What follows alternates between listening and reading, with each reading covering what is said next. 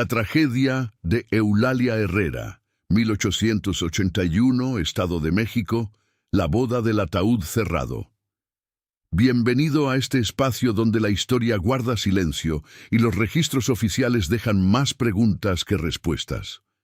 Antes de comenzar, te invito a escribir en los comentarios desde qué lugar nos estás escuchando y si este relato te encuentra de día o en plena noche. Nos interesa saber hasta dónde llegan estas historias y en qué momento del tiempo vuelven a cobrar vida. En este canal exploramos casos reales, desapariciones y misterios ocurridos en distintas ciudades de México. Relatos que fueron ocultados, ignorados o simplemente olvidados con los años. Si te atraen las historias oscuras basadas en hechos reales y quieres seguir descubriendo estos archivos silenciados, suscríbete al canal y activa la campana para no perderte ninguno de nuestros relatos. Ahora sí, acompáñanos en esta historia. La tragedia de Eulalia Herrera, 1881, Estado de México. La boda del ataúd cerrado. Capítulo 1. El ataúd que llegó en la mañana. El ataúd llegó a las 7 de la mañana. Lo traían dos hombres en una carreta de madera sin marcas, jalada por una mula ruana que no levantó la cabeza cuando el portón de la casa de los Herrera se abrió. Los dos hombres no dijeron sus nombres. Dijeron que tenían una entrega para la familia Herrera Montoya en la calle Allende de Toluca, que la entrega era urgente y que tenían instrucciones de dejar el ataúd en el interior de la casa y retirarse sin más conversación. El portero de la casa, un hombre de nombre Telesforo, que llevaba 11 años abriendo y cerrando ese portón, los miró durante un momento. Era la mañana del sábado 12 de marzo de 1881. La boda de la señorita Eulalia Herrera Montoya con el señor Clemente Vargas Ruiz estaba programada para las 11 de la mañana en la parroquia del Carmen de Toluca. En la casa, los preparativos llevaban 3 horas activos.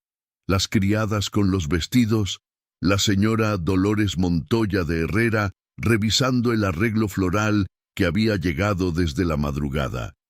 El cocinero con el banquete que debía estar listo para la 1 de la tarde. En ese contexto, un ataúd a las 7 de la mañana no era exactamente lo que la jornada había planeado. Telesforo fue a buscar a don Aurelio Herrera, el padre de la novia. Don Aurelio llegó al portón en mangas de camisa, con la expresión del hombre interrumpido en el momento equivocado. Miró la carreta. Miró el ataúd, que era de madera oscura con herrajes de metal, del tamaño de un adulto, cerrado con 4 tornillos en la tapa. Miró a los dos hombres que lo acompañaban. «¿Quién lo manda?», preguntó. El hombre, que parecía hablar por los dos, dijo: «El remitente pidió que no se dijera su nombre. Dijo que la familia Herrera entendería cuando lo abriesen». «¿Qué hay adentro?» «No lo sabemos, señor. Solo somos los que lo trajimos».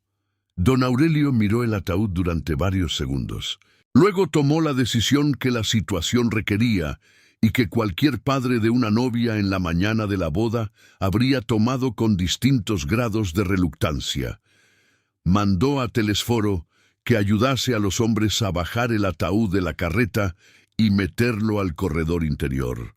Los dos hombres se fueron sin saludar. La mula ruana tampoco levantó la cabeza al retirarse. Don Aurelio mandó a buscar a su hermano Ramón y a su cuñado Ernesto, que estaban en la casa para los preparativos de la boda. Y los 3 hombres, solos en el corredor con el ataúd cerrado frente a ellos, buscaron las herramientas para abrir los 4 tornillos de la tapa. Lo que encontraron adentro no fue lo que ninguno de los 3 esperaba encontrar.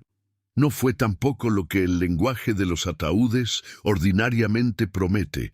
Adentro no había un cuerpo, había una carta. Capítulo 2. Toluca en 1881. La capital del Estado de México y sus familias. Toluca en 1881 era la capital del Estado de México y una ciudad que el porfiriato temprano estaba transformando con la mezcla de optimismo y disciplina que ese régimen producía en las ciudades del interior del país, donde la paz relativa de los primeros años del gobierno de Díaz permitía que la inversión y la organización tuviesen el tiempo suficiente para producir algo visible. Era una ciudad de altura, asentada al pie del volcán Xinantécatl, que los toluqueños llamaban el Nevado de Toluca, con un clima que en marzo todavía tenía las noches frías del invierno tardío y los días de luz clara que el altiplano mexicano produce cuando las lluvias no llegan todavía. La Catedral de Toluca marcaba el centro de la vida social y religiosa, con la presencia que las catedrales del occidente de México producen en sus ciudades. No solo edificios, sino orientación, el punto desde el cual la ciudad se organiza en todas las direcciones. Las familias de posición en Toluca en 1881 eran familias que en su mayoría tenían 2 o 3 generaciones en la ciudad, habiendo llegado durante la primera mitad del siglo XIX con el movimiento de profesionales y comerciantes que la condición de capital de Estado producía en torno a los centros administrativos. Los Herrera tenían su historia en el comercio de granos y en la abogacía. El abuelo de Eulalia, don Próspero Herrera Campos, había sido el primer abogado de la familia, y sus hijos habían continuado la combinación de negocio y profesión, que en el México de esa época era la base más sólida para la posición familiar. La parroquia del Carmen, donde la boda de Eulalia estaba programada, era el templo de las familias de esa posición, no la catedral, que era el espacio de los eventos más formales y más públicos, sino el Carmen, con su nave más íntima y su historia de patronazgo familiar, que hacía que las bodas celebradas ahí tuviesen el carácter de los eventos donde la comunidad se reconoce a sí misma. La familia Vargas, de la que venía el novio Clemente, era una familia de hacendados del municipio de Metepec, con propiedades de agricultura y ganadería, que el padre de Clemente, don Isidro Vargas Cuevas, había heredado y ampliado con el trabajo de 2 décadas. No eran tan establecidos en Toluca como los Herrera, pero eran la familia que en el campo del municipio vecino tenía el equivalente del apellido y la propiedad que los Herrera tenían en la ciudad. La alianza era la que esas bodas producían. La familia de abogados y comerciantes de la capital con la familia de hacendados del municipio colindante, produciendo entre ellas la complementariedad de recursos que en el México del Porfiriato era una estrategia coherente y razonable para ambas partes. Lo que ninguna de las 2 familias sabía la mañana del 12 de marzo, cuando el ataúd llegó a la casa de los Herrera con los 2 hombres sin nombre y la mula ruana que no levantó la cabeza, era que la alianza que estaban construyendo tenía una historia debajo que ninguno de los que la habían construido había elegido compartir. Capítulo 3. Eulalia Herrera Montoya. La novia que no sabía. Eulalia Herrera Montoya tenía 21 años la mañana de su boda. Era la hija mayor de don Aurelio Herrera Campos y de la señora Dolores Montoya de Herrera, con 2 hermanos menores, Eliodoro, de 18, y Consuelo, de 15, que en esa mañana de marzo estaban en sus cuartos respectivos en los distintos estadios de preparación que la boda de la hermana mayor requería. Eulalia era una mujer que la gente de su entorno describía con los adjetivos que en la Toluca de 1881 producía la combinación de la educación formal y el carácter propio, seria, leída, con la disposición de quien ha tomado los libros que tuvo disponibles y los ha aprovechado más de lo que su entorno inmediato esperaba. No era la joven decorativa que los salones de las familias de posición producían con mayor frecuencia. Era la joven que en esos mismos salones tenía opiniones sobre lo que se discutía y que las expresaba con la cautela de quien sabe que el espacio para las opiniones de las mujeres jóvenes es más estrecho de lo que debería ser, pero con la firmeza de quien no está dispuesta a fingir que no las tiene. Había conocido a Clemente Vargas en el contexto de las visitas que la familia Vargas hacía a Toluca con la regularidad que los negocios entre la hacienda y la ciudad producían, y el afecto entre los dos había crecido en el año de noviazgo con la solidez de lo que se construye sobre el conocimiento real de las personas. Lo quería. Eso también debe establecerse, que Eulalia Herrera quería a Clemente Vargas con la seriedad del afecto que ha tenido tiempo de verificarse. Lo que Eulalia no sabía, la mañana en que se estaba preparando para su boda, era que el ataúd que había llegado al corredor de su casa a las 7 de la mañana contenía una carta que iba a reescribir la versión de su propia historia que ella pensaba conocer. Estaba en su cuarto cuando su padre llegó a buscarla. El golpe en la puerta era el golpe de alguien que tiene algo urgente que decir y que no sabe exactamente cómo empezar. Eulalia abrió la puerta con el pelo todavía sin arreglar y el vestido de novia en el gancho frente a la ventana, y vio en la cara de su padre la expresión que los padres tienen cuando cargan algo que no eligieron cargar y que no pueden seguir cargando solos. «Necesito que vengas al corredor», dijo don Aurelio. «Hay algo que tienes que ver». Entonces, capítulo 4. La carta en el ataúd. Lo que decía, la carta estaba en el fondo del ataúd, sobre un lecho de paja que amortiguaba el transporte, como se amortigua el transporte de los objetos frágiles. No era un sobre elegante, era papel común de escritura, doblado en 4, con la letra apretada de quien tiene mucho que decir en el espacio que tiene disponible. No tenía saludo. Comenzaba directamente con la letra que don Aurelio reconoció en el segundo renglón, aunque no hubiese visto esa letra en 12 años. La carta decía lo siguiente, en los términos que Eulalia la recordó y transcribió en el diario que llevó durante los años que siguieron. Aurelio, el ataúd está vacío porque nadie murió. Lo mandé vacío para que entendieses la naturaleza de lo que esta carta tiene que decir antes de que lo leas. Lo que está muerto en esta historia no es una persona. Es la verdad que enterraste hace 12 años y que mañana va a casarse sin saber lo que soy. Clemente Vargas Ruiz es mi hijo. Lo tuve en el verano de 1855, cuando tenía 19 años y cuando tú y yo todavía teníamos lo que teníamos. Lo tuve en secreto, con la ayuda de mi prima Refugio, y lo entregué a la familia Vargas de Metepec 3 semanas después de que nació, porque no tenía manera de criarlo y porque sabía que tú no ibas a reconocerlo. Los Vargas nunca supieron de quién era el hijo. Les dije que era el hijo de una mujer que no podía tenerlo y que quería que creciese en una buena familia. Isidro Vargas lo recibió de buena fe y lo crió como suyo. Clemente Vargas no sabe que es adoptado. Eulalia no sabe que es la hija de la mujer que le entregó a Clemente a los Vargas. Yo soy Remedios Castellanos. Y Eulalia es mi hija, la hija que me quitaste para que nadie en Toluca supiese lo que había pasado entre nosotros. Esta carta no es venganza, es la verdad. Decide qué haces con ella antes de que tus 2 hijos se casen en la parroquia del Carmen. Don Aurelio Herrera terminó de leer la carta en el corredor de su casa con su hermano Ramón y su cuñado Ernesto de pie junto a él.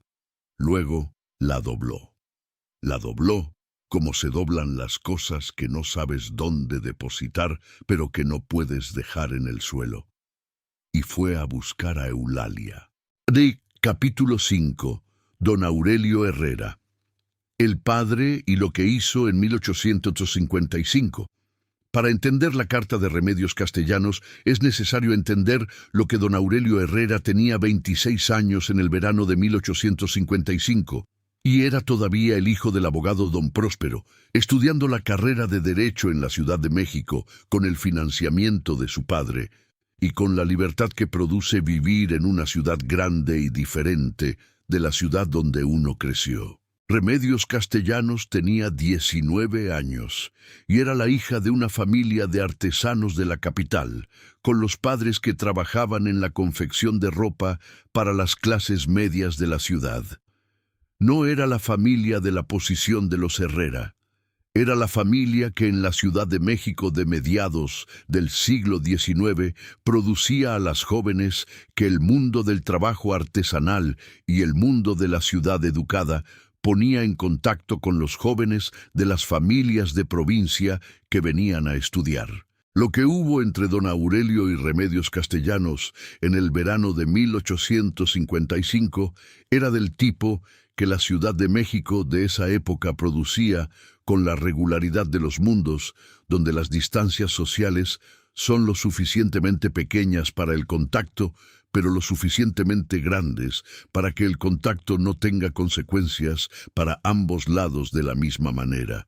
Remedios quedó embarazada. Cuando se lo dijo a Aurelio, la respuesta de él fue la respuesta que los hombres de su posición y su época daban en esas circunstancias, con una frecuencia que los registros de la época documentan sin que nadie los haya sistematizado con la atención que merecerían.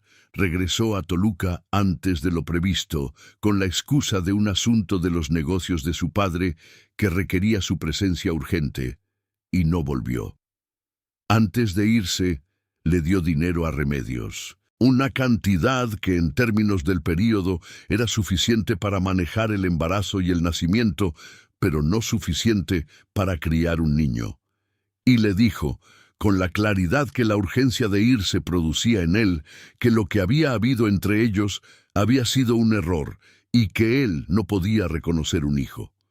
Remedios Castellanos tuvo el hijo sola, con la ayuda de su prima Refugio. Era un varón. Lo llamó Clemente durante las 3 semanas que lo tuvo consigo, porque Clemente era el nombre del santo del día en que nació.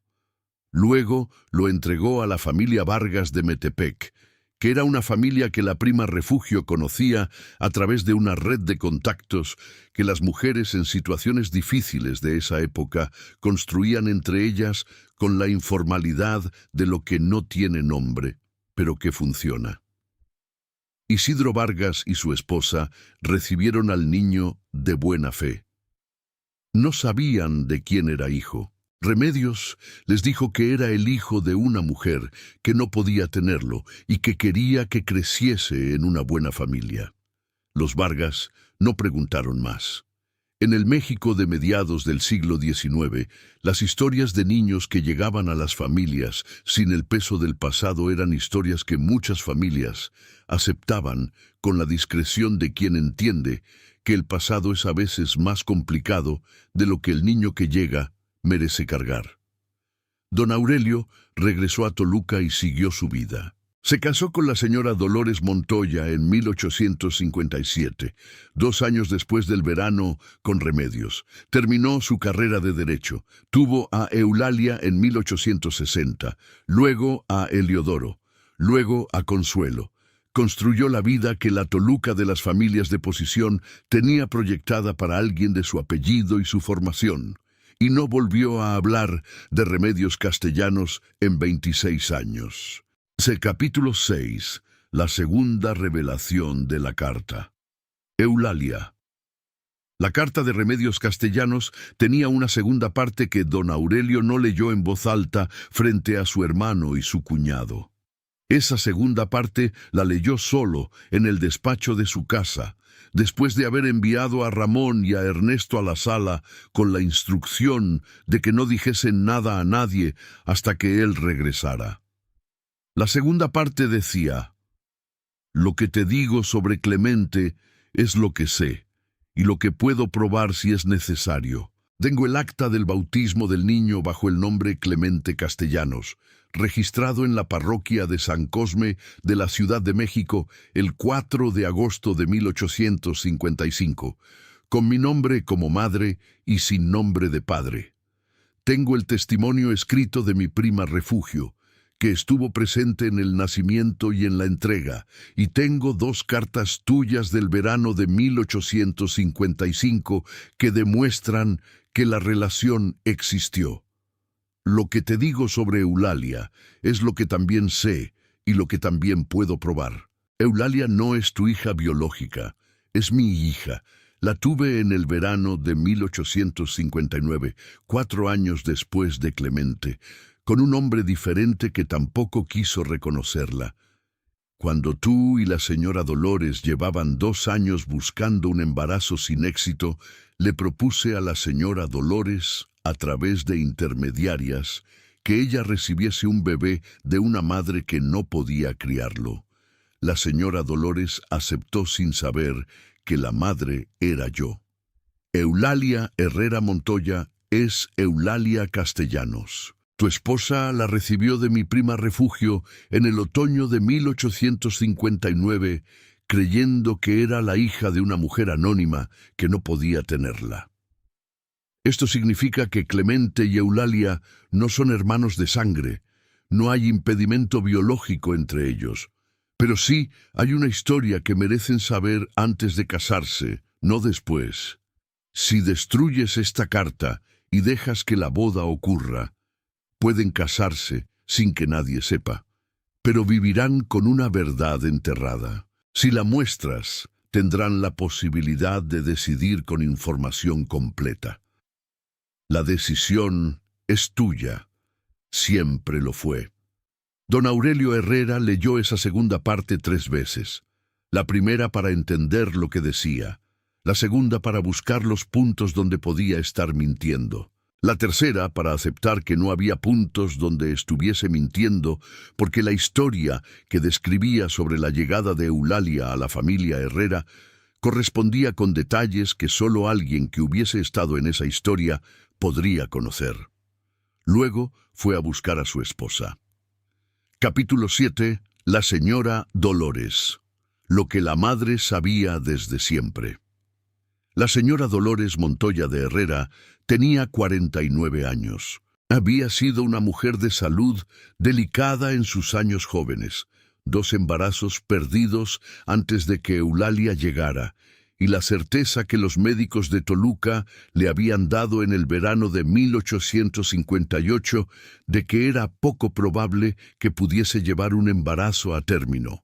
Esa certeza, que en la Toluca de 1858 era una sentencia sobre el tipo de vida que tendría, había producido en la señora Dolores el tipo de dolor que las mujeres de su época y su posición cargaban sin el lenguaje disponible para nombrarlo directamente. El dolor de saber que lo que la sociedad consideraba el propósito central de su existencia como mujer casada era algo que su cuerpo no le iba a dar con la facilidad que se esperaba. Cuando llegó la propuesta, a través de la intermediaria que la carta de remedios describía como la prima Refugio, la señora Dolores la recibió con la combinación de esperanza y de cuidado que produce quien sabe que lo que le ofrecen es lo que quiere y que sin embargo debe evaluarlo con honestidad antes de aceptar. Había aceptado. Y había aceptado con la convicción de que lo que recibía era un bebé de una madre que no podía tenerlo, sin nombre ni historia, que sería su hija desde el primer día. No había preguntado más de lo que la intermediaria le ofreció porque no quería más, porque más información habría convertido la recepción de Eulalia en algo más complicado de lo que la señora Dolores necesitaba que fuese en ese momento. Don Aurelio había sabido siempre que Eulalia llegó de esa manera. Lo que no sabía era de quién exactamente. Y la señora Dolores nunca le había dado el nombre de la madre, porque la intermediaria le había dicho que la madre prefería el anonimato y porque la señora Dolores consideraba que ese anonimato era el acuerdo que había hecho y que debía honrar. Cuando don Aurelio llegó al cuarto de la señora Dolores con la carta en la mano y cerró la puerta, La señora Dolores vio en la cara de su marido algo que reconoció como el tipo de momento que uno sabe que va a cambiar lo que viene. Don Aurelio le leyó la carta completa. La señora Dolores escuchó sin interrumpir. Cuando terminó, guardó silencio durante un tiempo que fue suficientemente largo para que las dos velas que ardían en la mesita de noche consumieran una cantidad visible de cera. Luego dijo: «¿La conoces? A Remedios Castellanos». «Sí». «¿De cuándo?» Don Aurelio tardó. «Del verano de 1855, en la Ciudad de México». La señora Dolores procesó eso, no con la expresión del drama ni con la del colapso, con la expresión de alguien que acaba de recibir una pieza de información que reorganiza el mapa de 21 años de matrimonio de una manera que requiere tiempo para verse completamente. «Entonces Eulalia es su hija», dijo finalmente. «Eso dice la carta». «¿Crees que es verdad?» Don Aurelio tardó la misma cantidad de tiempo que había tardado en responder la pregunta anterior. «Sí». La señora Dolores se levantó de la silla. Fue a la ventana y miró la calle de Toluca, que en esa mañana de marzo estaba viva con los preparativos de la ciudad. Luego se giró hacia su marido. «¿Qué quieres hacer?». Era la pregunta que don Aurelio había estado esperando y temiendo desde que abrió el ataúd a las 7 de la mañana. Capítulo 8. Clemente Vargas. El novio que esperaba en Metepec. Clemente Vargas Ruiz tenía 25 años y estaba en la hacienda de su familia en Metepec, preparándose para el viaje a Toluca que lo llevaría a la parroquia del Carmen a las 11 de la mañana. Era el hijo adoptivo de don Isidro Vargas y de la señora Carmen Ruiz de Vargas, aunque él no lo sabía. Había crecido en Metepec con todos los privilegios y todas las obligaciones del hijo mayor de una familia hacendada. La formación que su padre le había dado, el trabajo de la hacienda que había aprendido desde joven, con la seriedad de quien sabe que ese trabajo va a ser su vida, y el carácter que produce crecer en un lugar donde la tierra y el trabajo tienen la concreción de lo que puede verse y tocarse. Quería a Eulalia. Lo quería de la manera en que Eulalia lo quería a él, con el afecto que el tiempo y el conocimiento habían construido, sin los excesos declarativos de quienes no se conocen todavía bien, pero que tampoco tienen la frialdad de los que se conocen demasiado. Era un afecto que ambos reconocían como sólido, como el tipo de base sobre la que se construye algo que dura. Clemente no sabía nada del ataúd que había llegado a la casa de los Herrera a las 7 de la mañana. No sabía nada de Remedios Castellanos. No sabía nada de la carta.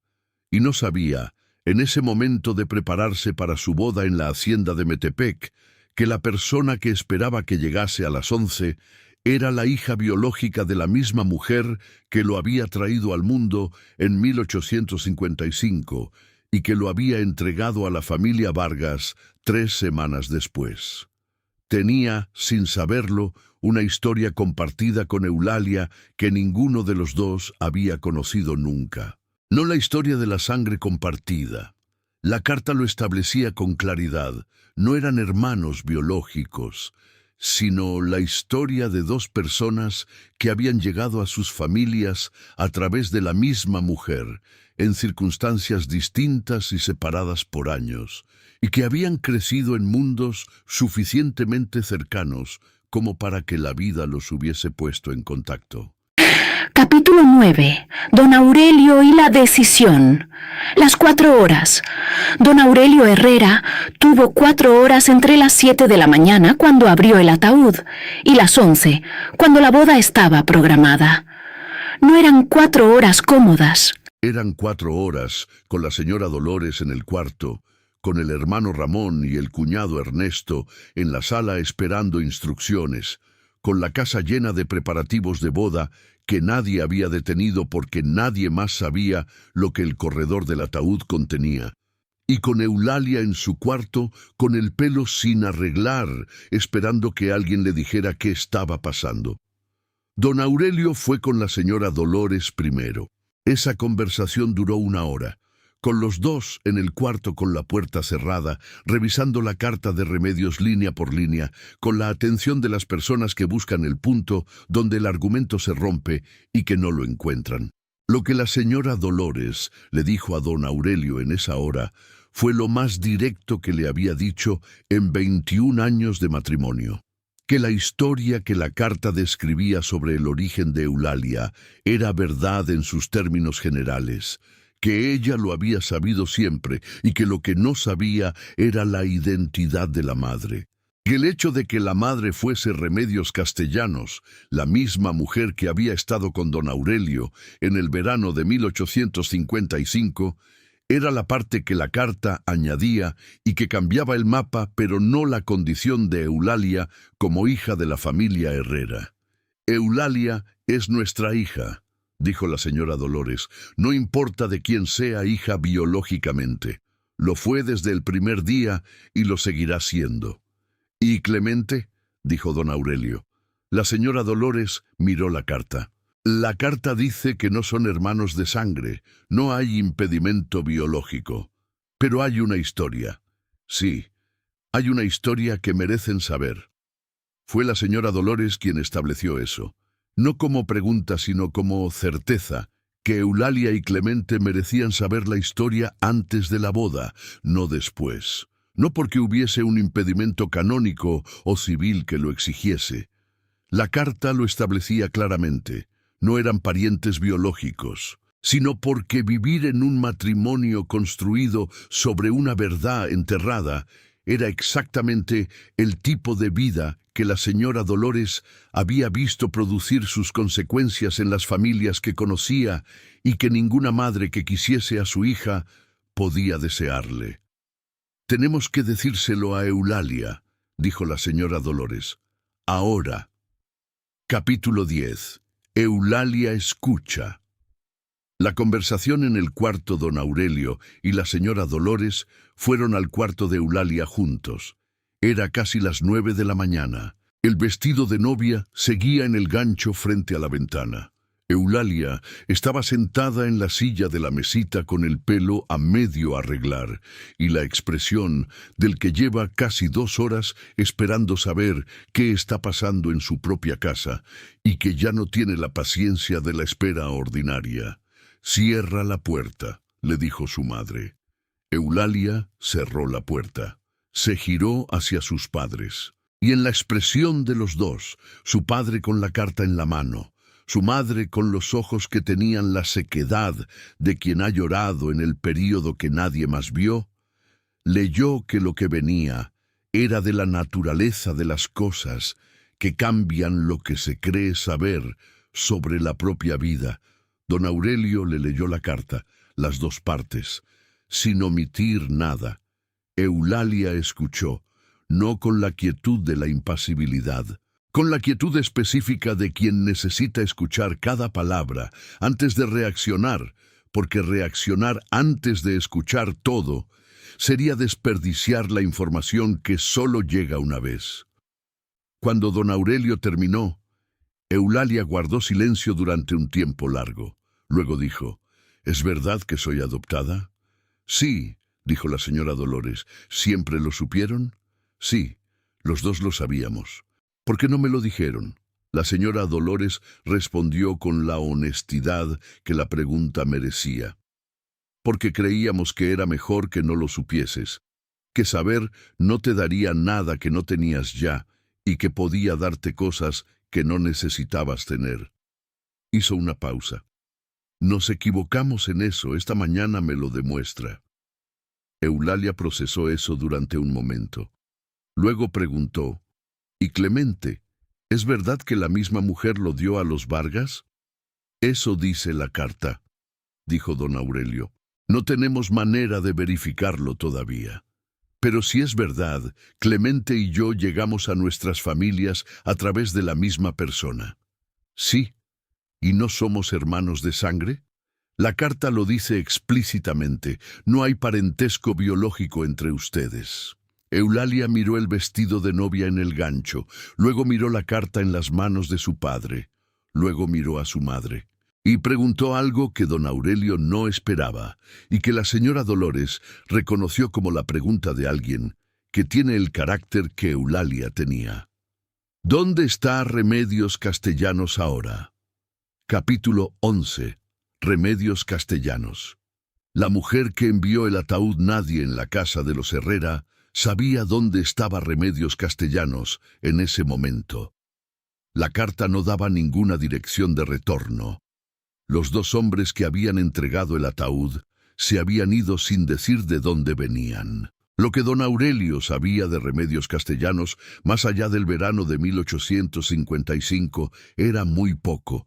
La había visto una vez en la Ciudad de México 2 años después, en 1857, por accidente, en el mercado de la Merced, y había cruzado la calle para no encontrársela.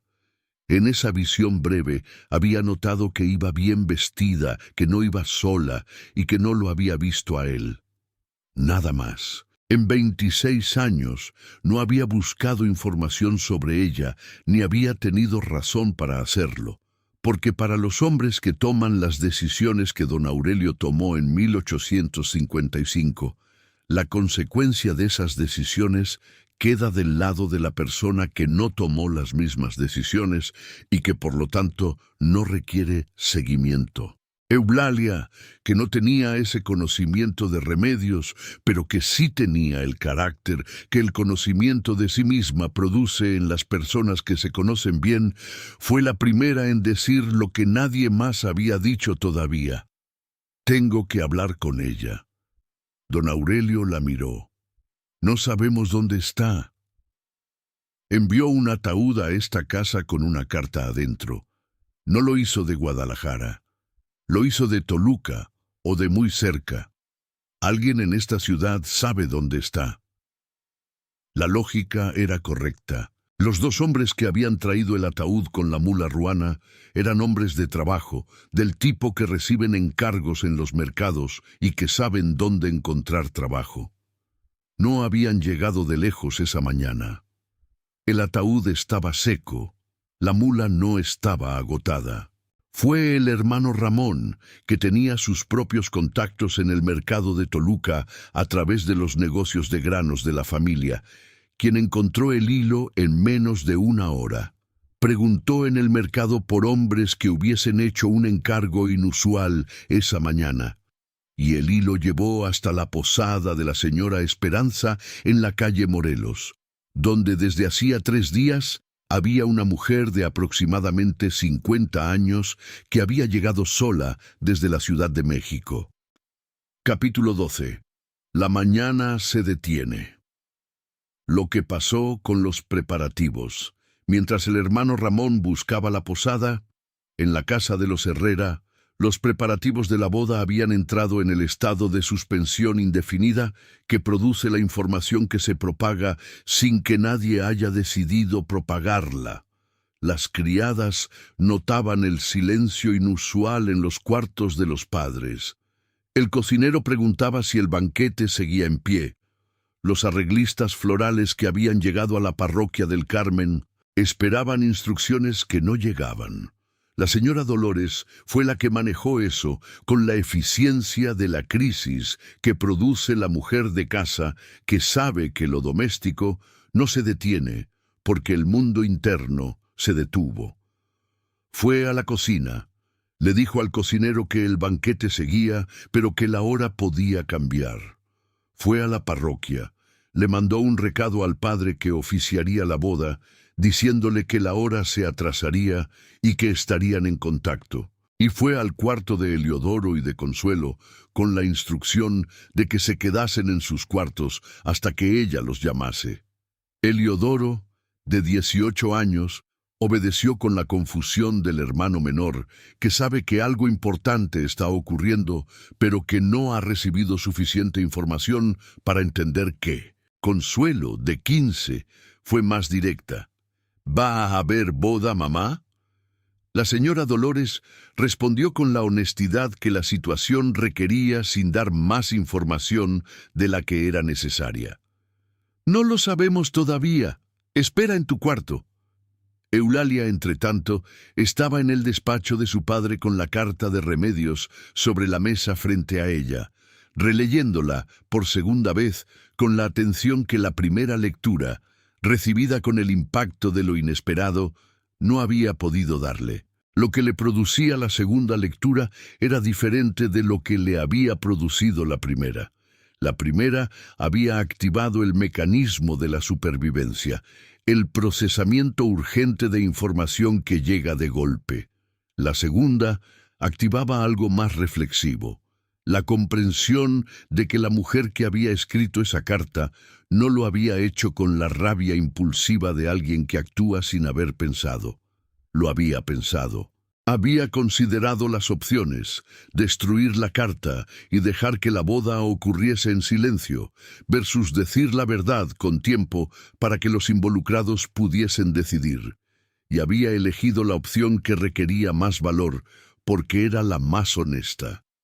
Envió el ataúd vacío, dijo Eulalia en voz alta, aunque estaba sola en el despacho, para que entendiéramos antes de abrir la carta.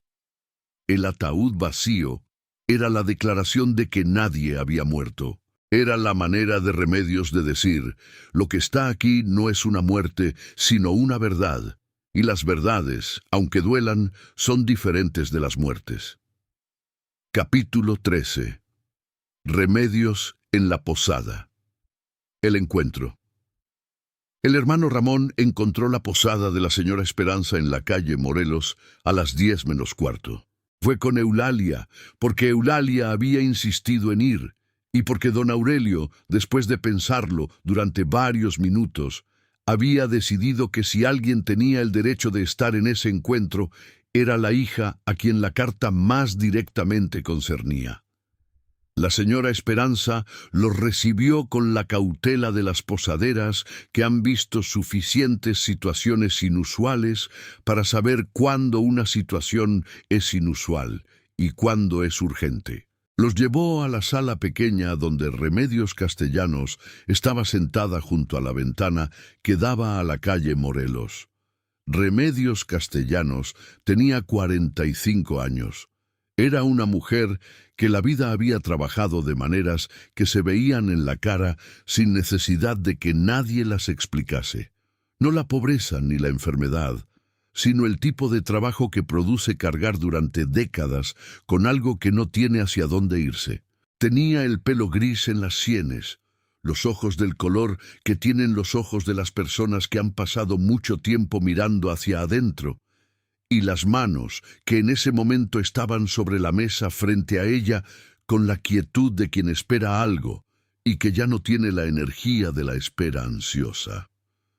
Cuando Eulalia entró a la sala, Remedios la miró con la expresión de alguien que ha visto a esa persona antes, aunque no en esa habitación. Era el reconocimiento que producen los rasgos físicos heredados en las madres que ven a las hijas que no criaron. La forma de la boca, la manera de inclinar la cabeza, la expresión de los ojos cuando evalúan una situación. Eulalia se sentó frente a ella. Ramón quedó de pie junto a la puerta. «Leyeron la carta», dijo Remedios, no como pregunta. «Sí», dijo Eulalia. «¿Las dos partes?» «Sí». Remedios asintió. «¿Qué quieren saber?» Eulalia respondió con la directeza que la había caracterizado siempre, todo, desde el principio, no la versión de la carta, la versión completa. Capítulo 14. La historia completa de Remedios.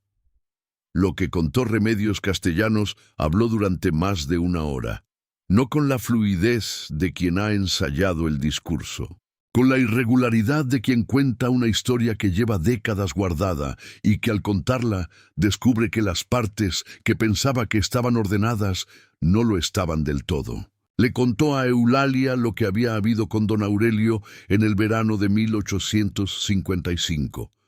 No la versión simplificada del abandono, sino la historia más compleja de dos personas jóvenes en una ciudad grande, con la diferencia de posición que los separaba y con el error de cálculo que esa diferencia producía en el lado que creía que la posición lo protegía de consecuencias. Le contó el nacimiento de Clemente, las 3 semanas que lo tuvo. La decisión de entregarlo a la familia Vargas, que no había sido la decisión de alguien que no quería a su hijo, sino la decisión de alguien que entendía que su hijo, sin el reconocimiento del padre, iba a crecer con la marca de lo ilegítimo, en un mundo donde esa marca tenía consecuencias concretas. Le contó lo que vino después, los 4 años entre Clemente y Eulalia, en los que Remedios había intentado construir una vida diferente con sus propios recursos, que eran los recursos limitados de una mujer de familia artesana en la Ciudad de México de los años 60 del siglo XIX. Le contó el segundo embarazo, con un hombre diferente del que tampoco dio su nombre a Remedios después de que la situación se hizo evidente, y la misma decisión de nuevo.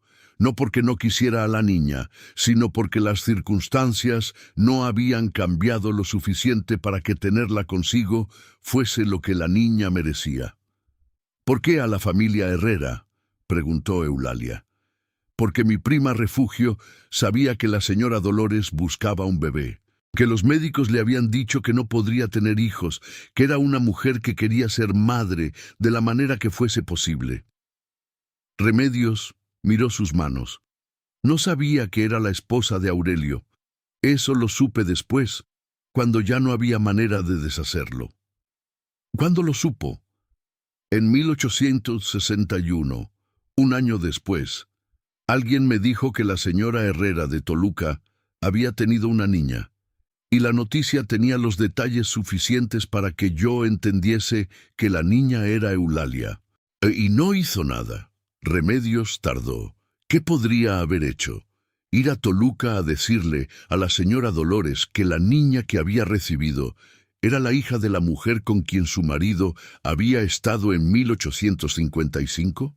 ¿Destruir una familia para qué? Miró a Eulalia con la expresión de alguien que ha pensado en esa pregunta muchas veces. Tú tenías una familia, tenías una madre que te quería.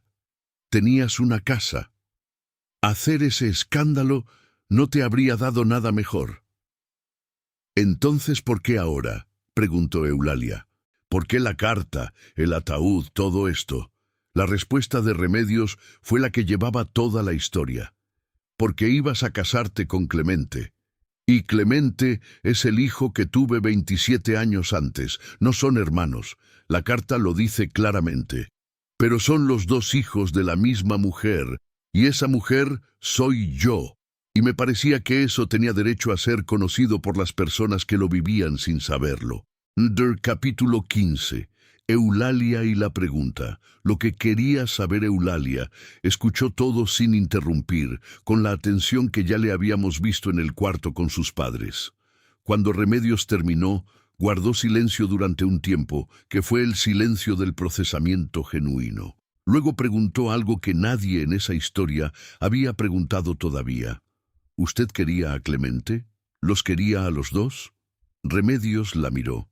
Era la pregunta que más directamente le llegaba, la que menos tenía preparada porque era la que nadie le había hecho directamente en 26 años. Sí, dijo finalmente. A Clemente lo tuve 3 semanas. A ti no llegué a tenerte porque los arreglos de tu entrega se hicieron antes de que nacieras con la prima Refugio. Pero sí, los quería. Una pausa. Querer a alguien no siempre es suficiente para tenerlo. Eso fue lo que aprendí 2 veces en la misma vida. ¿Tuvo más hijos después? No. ¿Se casó? No. Eulalia asimiló eso. Luego preguntó la pregunta que era el centro de lo que necesitaba entender para tomar la decisión que tenía que tomar ese día. ¿Por qué eligió el ataúd? Remedios casi sonrió. Porque quería que lo que llegase dijera desde afuera lo que era desde adentro, que no venía a matar nada, que la historia que traía no era una historia de muerte sino de verdad, que un ataúd vacío es la manera más directa de decir que lo que viene adentro no mata. Eulalia miró a Remedios durante un largo momento. Luego dijo, «Quiero hablar con Clemente». Capítulo 16. Clemente. La conversación que cambió el día. Fue Eulalia quien fue a buscar a Clemente. No mandó a su padre ni a su tío. Fue ella, con el vestido de la mañana y el pelo todavía a medio arreglar, en el carruaje que don Aurelio puso a su disposición, hacia la posada donde Clemente y su padre don Isidro estaban esperando las instrucciones para salir hacia la parroquia del Carmen. Llegó a las 11:15. La boda estaba programada para las 11. Clemente la esperaba en la sala de la posada, con la cara del novio que lleva un cuarto de hora esperando sin entender la demora, y que al ver a Eulalia llegar sin el vestido de novia, entiende que la demora no es un problema de carruaje. «¿Qué pasó?», fue lo primero que dijo. «Necesito contarte algo», dijo Eulalia. «Necesitamos hablar solos». Don Isidro, que estaba también en la sala, salió con la dignidad del hombre que entiende que hay momentos que no son suyos aunque ocurran en su presencia. Eulalia le contó a Clemente todo, con la misma directeza con que había escuchado ella misma: la carta, el ataúd, el contenido, las dos revelaciones, lo que sabía sobre él y sobre ella, lo que Remedios había contado en la posada de la calle Morelos. Clemente escuchó con la expresión que cambia cuando la información que llega tiene el peso de lo que reorganiza lo que uno cree saber de sí mismo. No habló durante el tiempo que Eulalia habló. Cuando terminó, guardó silencio durante varios minutos. «Soy adoptado», dijo finalmente, no como pregunta. «Eso dice la carta. Mis padres nunca me lo dijeron». «No». Clemente se levantó. Fue a la ventana y miró la calle de Toluca con los ojos del hombre que está procesando algo que excede la ventana, pero que la ventana es lo único que tiene frente a él en ese momento. Luego se giró hacia Eulalia. «¿Tú lo sabías sobre ti? ¿Que eras adoptada?» «No, lo supe esta mañana». «¿Y qué sientes?», Eulalia respondió con la honestidad que era la marca de su carácter. «Confusión. No sobre quién soy, sino sobre quién soy respecto a todo esto. Mis padres son mis padres. Eso no cambió esta mañana, pero hay algo nuevo que no sé todavía cómo cargar». Clemente asintió. Fue el asentimiento del que reconoce lo que el otro describe porque lo está experimentando en paralelo. «¿Quieres seguir con la boda?», preguntó Clemente. Era la pregunta correcta, directa, sin rodeos, que le daba a Eulalia lo que la señora Dolores había dicho que merecía: la posibilidad de decidir con información completa. «¿Tú?», preguntó Eulalia a su vez. «Yo sí», dijo Clemente, «si tú quieres. Pero necesito verla, a la mujer que envió la carta». Capítulo 17. Clemente y Remedios. El hijo que encontró a la madre. El encuentro entre Clemente Vargas y Remedios Castellanos ocurrió en la posada de la señora Esperanza en la calle Morelos, a las 12:30 del mediodía, hora en que la parroquia del Carmen esperaba desde hacía 1 hora y media a los novios y a los 94 invitados que se habían ido distribuyendo por el atrio con la paciencia que la fe y las bodas requieren. Clemente llegó con Eulalia. Don Isidro llegó con ellos, porque Clemente había ido a decirle a su padre lo que sabía, y don Isidro había recibido esa información con el silencio de quien confirma lo que en algún lugar profundo ya sabía que iba a llegar algún día. La sala pequeña de la posada tenía 4 personas: Remedios sentada en la silla junto a la ventana, Clemente de pie frente a ella, Eulalia en la puerta, don Isidro junto a Eulalia. Clemente la miró durante un tiempo largo. Remedios lo miraba con la expresión de la madre que ve al hijo que entregó hace 27 años, y que en ese momento tiene frente a ella al hombre que ese hijo se convirtió. No el bebé de 3 semanas que entregó, sino el adulto de 25 años que creció en otro lugar con otro nombre. «Usted me tuvo», dijo Clemente. No como acusación ni como pregunta, como el establecimiento de un hecho que necesitaba ser dicho en voz alta. «Sí», dijo Remedios, «y me entregó a los Vargas». «Sí. ¿Por qué?». Remedios le respondió lo que le había respondido a Eulalia sobre las circunstancias. Las mismas razones, la misma honestidad, sin adornos ni justificaciones que suavizasen lo que fue. Clemente escuchó. Luego preguntó algo que Remedios no había esperado. ¿Los Vargas fueron buenos conmigo? Remedios tardó. No los conozco. Fueron buenos, dijo Clemente. Muy buenos. Soy lo que soy porque ellos me criaron. Miró a don Isidro junto a la puerta. Ese hombre me crió. Es mi padre. Don Isidro no dijo nada, pero sus ojos, que llevaban toda la mañana con la expresión del hombre que sabe que algo importante está ocurriendo y que no sabe exactamente cuál es su lugar en ello, encontraron los ojos de Clemente con el reconocimiento de dos personas que acaban de verificar que lo que tienen entre ellas no depende del origen biológico para existir. Clemente volvió a mirar a Remedios. Eulalia y yo vamos a casarnos. No somos hermanos, y aunque lo que usted hizo para criarnos haya sido entregarnos a otras familias, eso produjo las familias que somos. No me arrepiento de ser hijo de los Vargas. Hizo una pausa. Pero me alegra saber que existió, y me alegra que Eulalia lo sepa también. Capítulo 18. Don Aurelio y Remedios. La conversación que no podía evitarse. Don Aurelio fue a la posada de la señora Esperanza esa tarde, después de que la boda ocurrió. Fue solo.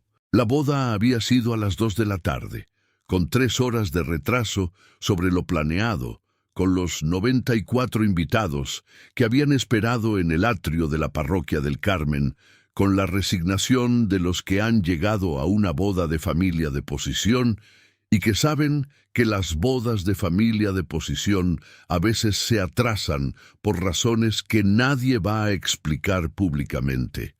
El padre Ignacio Bustamante ofició la ceremonia con la misma seriedad con que habría oficiado a las 11. Los novios pronunciaron sus votos con la expresión de personas que han llegado al altar después de una mañana que nadie habría anticipado y que han elegido llegar de todas formas.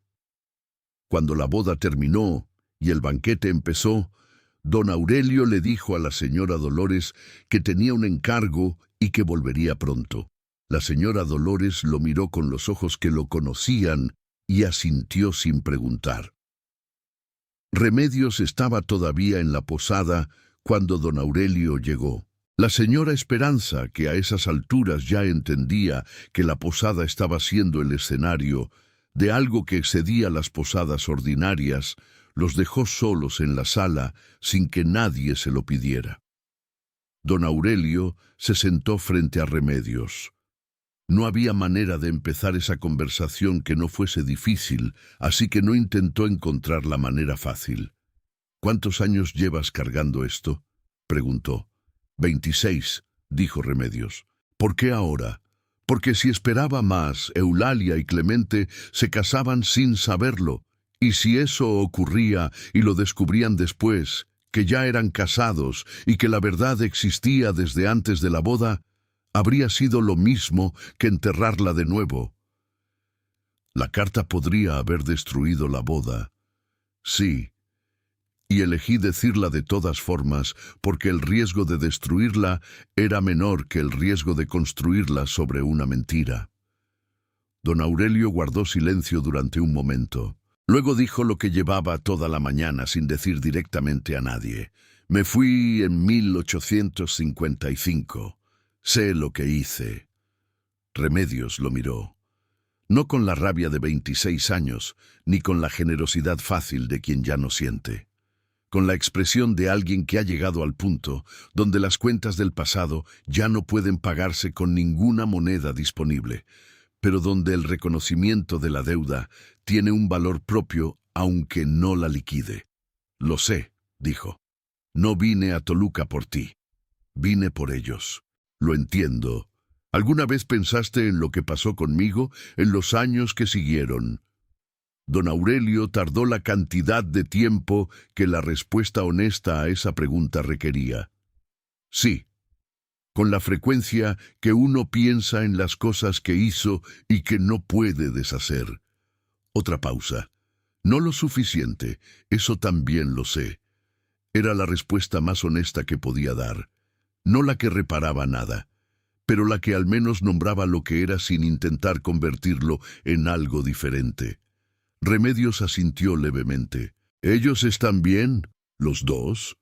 Se casaron hace 2 horas. Remedios miró hacia la ventana. En la calle Morelos de Toluca, la tarde de marzo, tenía la luz limpia que el altiplano produce cuando el cielo está despejado.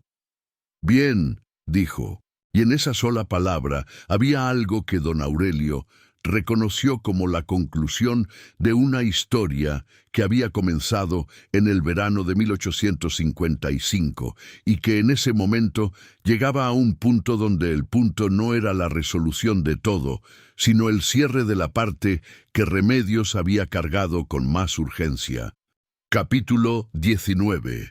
Los meses que siguieron. Las consecuencias reales. Eulalia y Clemente construyeron su matrimonio sobre la historia que el 12 de marzo les había entregado con la violencia de las revelaciones que llegan sin preparación, pero con la honestidad que las revelaciones preparadas rara vez tienen. En los primeros meses, las consecuencias más concretas fueron las conversaciones que cada uno tuvo con los padres que los habían criado. Clemente tuvo con don Isidro y con la señora Carmen la conversación que la mañana en la posada había iniciado, pero que necesitaba tiempo y espacio doméstico para completarse. La conversación sobre la adopción, sobre por qué no le habían dicho, sobre lo que el saber cambiaba y lo que no cambiaba. Don Isidro respondió con la honestidad de quien lleva el peso de una omisión y que al reconocerlo experimenta algo que es simultáneamente alivio y vergüenza. Nunca te lo dijimos, porque no queríamos que te sintieras diferente de como eras, como nuestro hijo. No había nada más que eso. Soy su hijo, dijo Clemente. Eso no cambió esta mañana. La señora Carmen lloró, no por la revelación de la adopción, sino por el miedo de 25 años de que ese momento llegase y de que cuando llegase produjese lo que no había producido. La pérdida del hijo. Eulalia tuvo la conversación equivalente con la señora Dolores, que fue, en algunos sentidos, más fácil, porque la señora Dolores siempre había sabido que Eulalia era adoptada y que la conversación era parte de una historia que en algún momento llegaría, y en otros sentidos más difícil, porque la historia de Remedios Castellanos añadía la capa de don Aurelio que la señora Dolores había estado procesando desde la mañana. Lo que la señora Dolores le dijo a Eulalia en esa conversación fue algo que Eulalia guardó y que citó en distintos contextos a lo largo de los años. Te quiero porque eres mi hija, no porque seas mi hija biológica, ni porque seas la hija de alguien que conozco, porque desde el primer día fuiste mía y yo fui tuya. Eso no lo cambia ninguna carta. Don Aurelio tuvo sus propias consecuencias. La señora Dolores no lo abandonó, del mismo modo que la señora Concepción Alcántara de la otra historia de este canal no había abandonado a don Bernabé.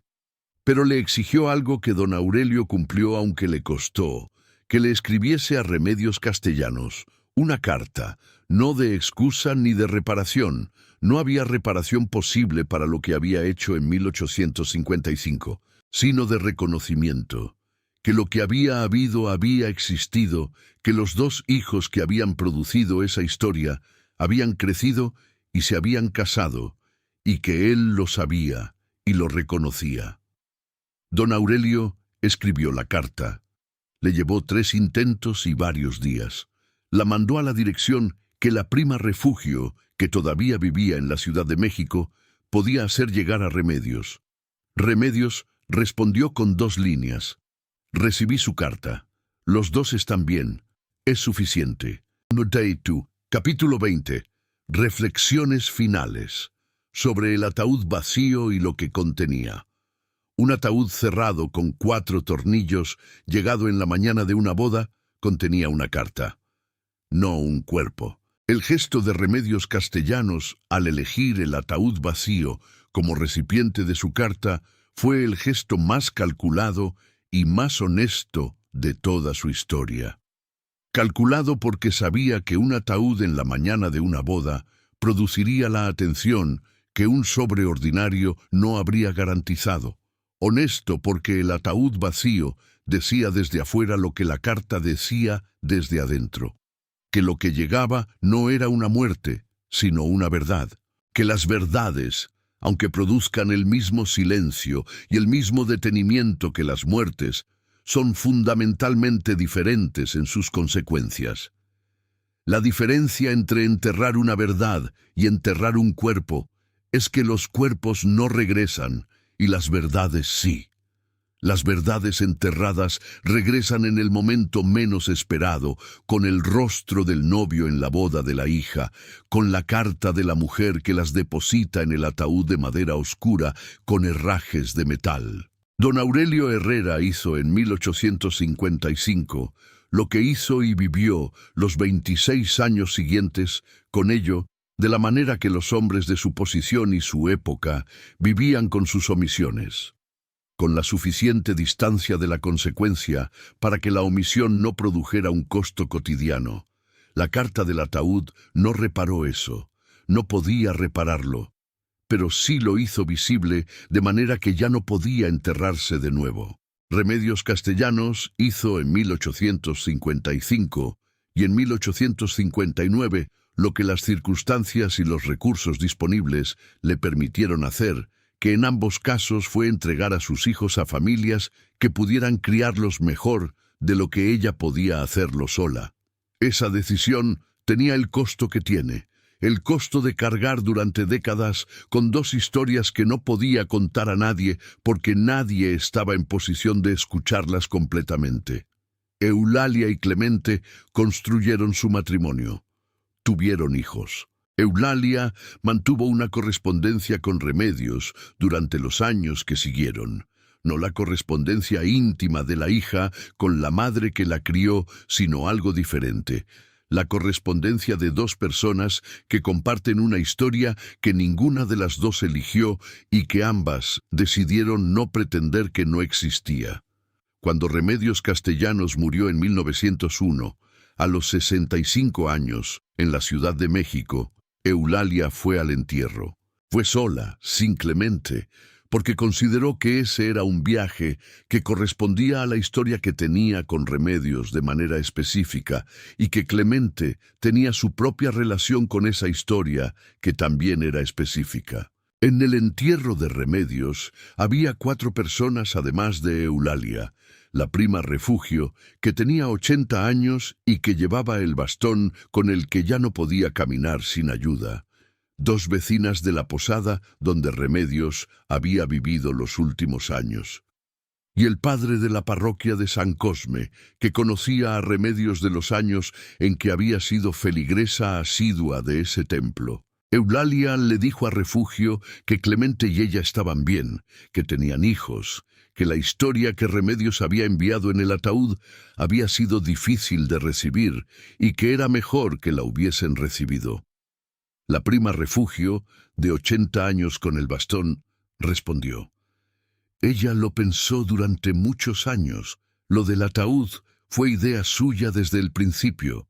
Dijo que quería que lo primero que viesen fuese que no venía a matar nada». El ataúd vacío de madera oscura con herrajes de metal fue devuelto a quien lo había mandado fabricar, un carpintero de Toluca que Remedios había contactado a través de la prima Refugio. Lo que ocurrió con el ataúd después de la boda no consta en ningún registro, que es probablemente lo que debe ocurrir con los recipientes de las verdades.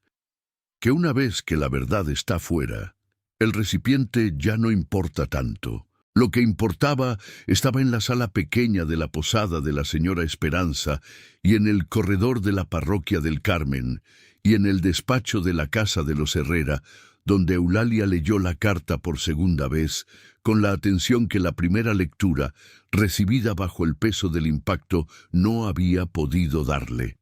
Lo que importaba era la decisión de Remedios de no dejar que dos personas se casasen sin saber lo que ella sabía que merecían saber.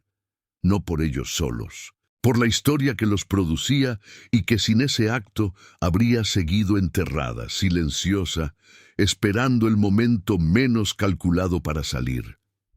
El ataúd llegó vacío, y la familia Herrera, que la mañana del 12 de marzo de 1881 lo había recibido con el asombro y el miedo de quien recibe lo que no esperaba, lo abrió con las herramientas que tenía disponibles y encontró adentro no la muerte que prometía desde afuera, sino la verdad que Remedios Castellanos había guardado durante 26 años y que en ese día eligió finalmente no seguir guardando sola.